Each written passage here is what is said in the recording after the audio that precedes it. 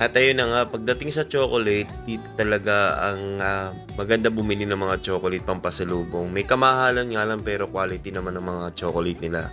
Eto may mga iba-iba silang klase ng almonds at, ito yung pinakamasarap na chocolate talaga, yung kanilang Belgian chocolate. Mahal din ang presyo niya pero quality naman ng lasa talaga. And ayan, ang daming mga chocolate dito mapagpipilian, iba-ibang klase.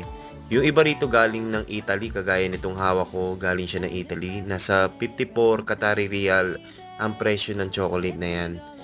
Itong mga chocolate na to ay per kilo siya pag binili. And syempre, dahil sa naghahanap si Ronnie ng mas murang chocolate, kaya hindi siya na bumili dito dahil namamahalan siya dun sa kilo ng chocolate. Kaya pupunta kami dun sa kabilang grocery para mag-check ng mas mababang presyo.